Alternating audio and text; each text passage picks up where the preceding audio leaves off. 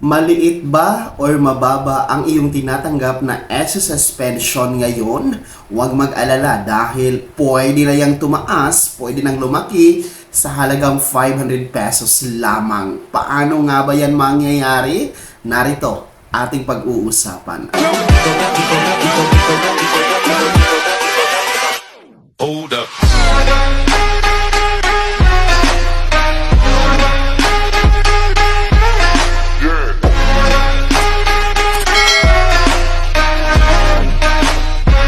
Hello mga ka-vlogs! Welcome dito sa aking YouTube channel. Magandang araw po sa lahat ng mga manonood. Saan man po kayong dako sa mundo, sana'y nasa malusog na pangangatawan tayo at nasa mabuting kalagayan. Narito po para sa ating mga SSS pensionado na alam ko marami ang nagre-reklamo, marami talaga ang merong hinanaing hinggil sa kanilang pensyon sapagkat ito nga po ay mababa. Sa mga hindi pa nakakaalam, no, ang SSS po ay merong pinakamababang pensyon na nagkakahalaga na 2,200 pesos. So yun po yung pinakamababa na pensyon ni SSS mga ka-vlogs. So ang pinakamataas ay naglalaro po yan sa 10,000 piso. So, nakadepende din po kasi sa ating remittance, no? And sa ating share, no? Ng ating contribution at ng ating employer sharing noong nagtatrabaho pa tayo, no? Or sa ating contribution share, even tayo ay voluntary member lamang mga ka-vlog. So,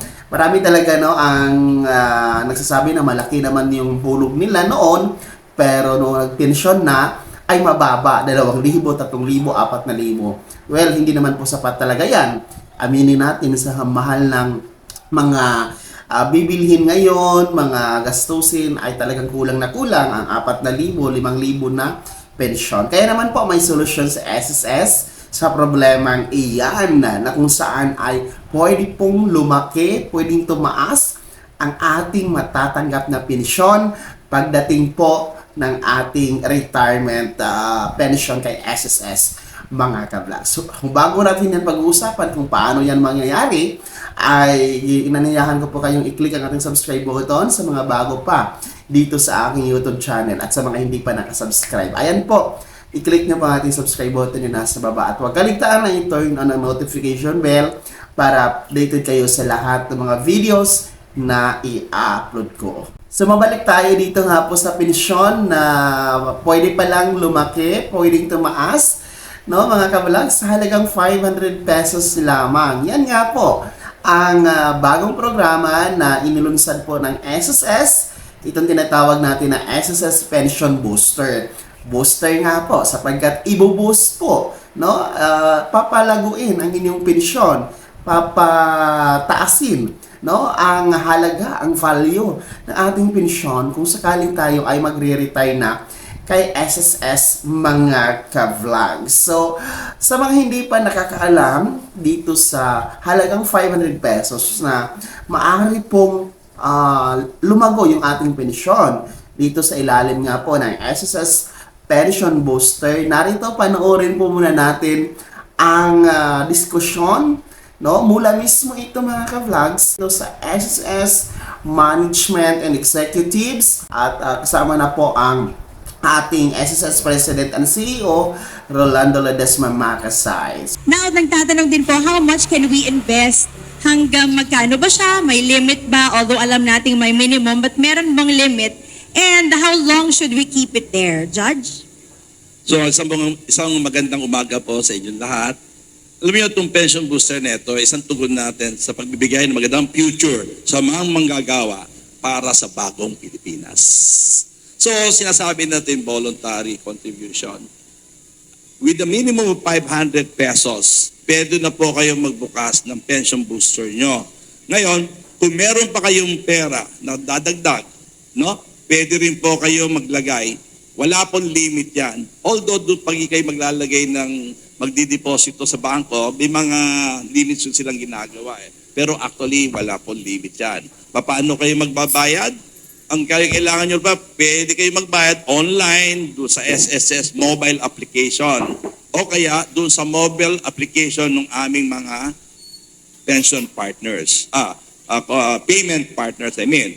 Ngayon, kung medyo nahihirapan tayo sa online, pwede po, bukas po ang pinto ng SSS, doon sa mga branches namin na meron tayong tellering facility, pwede po kayo magtungo doon. Pwede rin kayo magtungo doon sa mga pay partners namin din, sa mga branches nila, para doon kayo maglagak ng inyong mga karagdagang hulog para sa inyong pension booster. Ngayon, so bukod dito po, yung payment neto is very flexible. Katulad na nabanggit nila, no? Pwede kang magbayad kung may pera ka, kung nawalan ka ng pera next month, wala kang sweldo, o marami na pag-gastos, pwede mo bayad na lang sa mga susunod na buwan.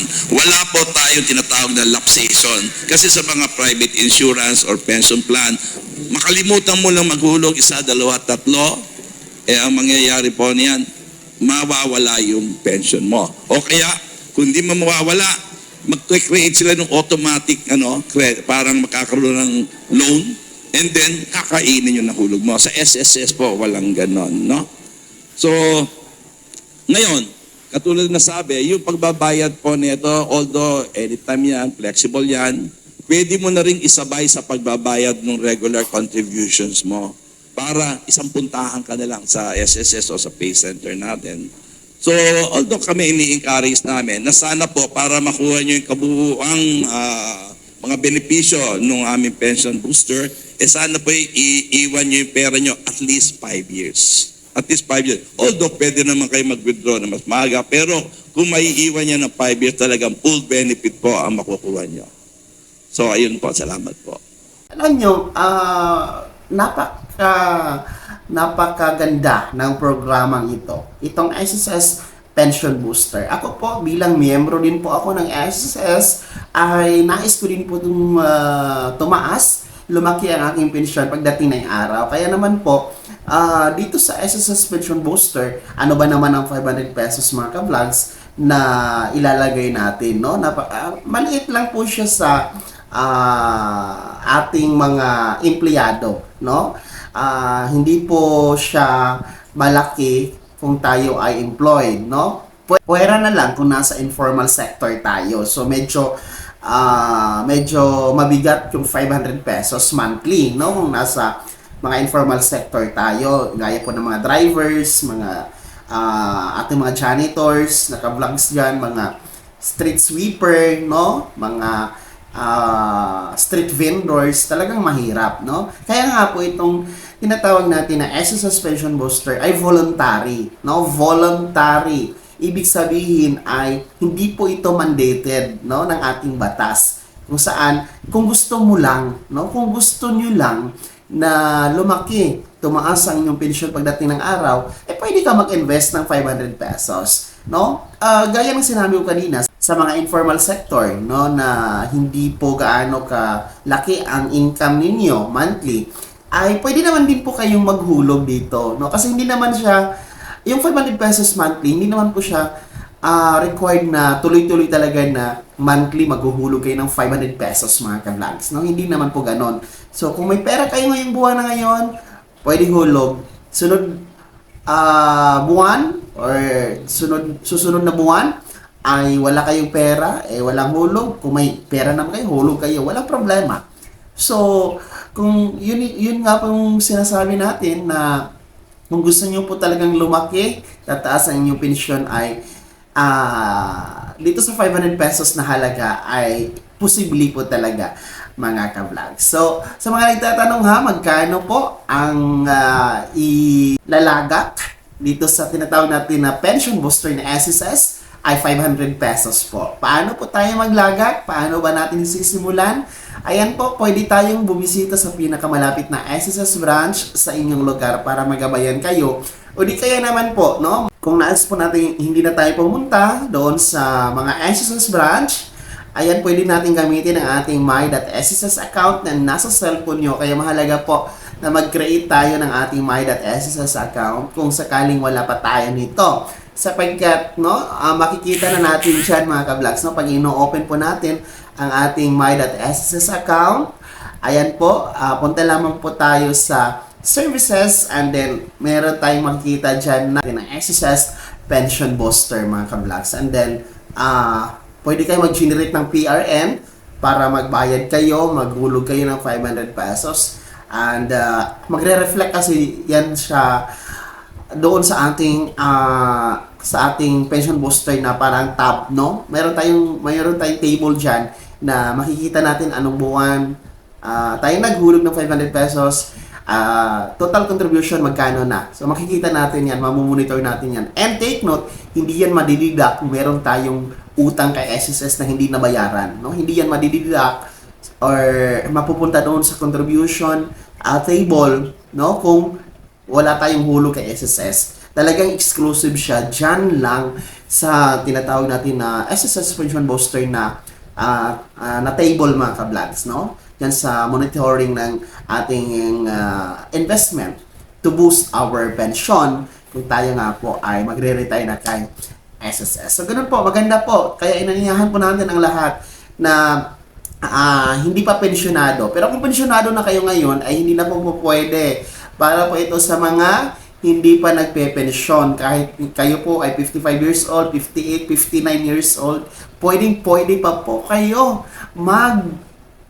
invest dito sa 500 pesos for pension booster. Kahit po kayo ay 62, 63, basta hindi pa kayo pensyonado. Kasi meron tayong mga 60 above na mga SSS members na hindi pa pensyonado kasi hindi pa kumpleto yung 120 months na contribution. So, kung basta hindi talaga kayo pensyonado, kahit senior na kayo or hindi, no, ay pwede pa po.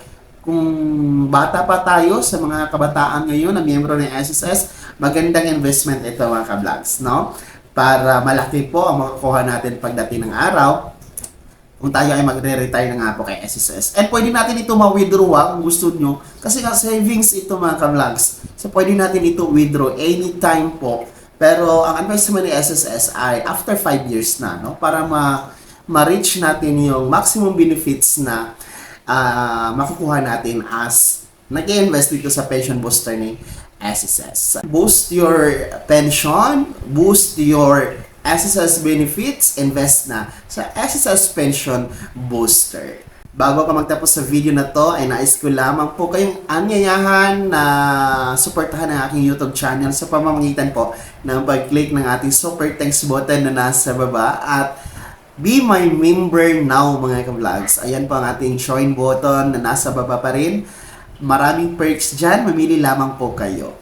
Sana ay naging gabay ang video na to kahit paano nabigyan tayo ng idea, ng bagong kaalaman at na-update tayo sa mga mahalagang bagay na may kinalaman po sa pagiging miyembro, benepisyaryo at pensyonado ni SSS.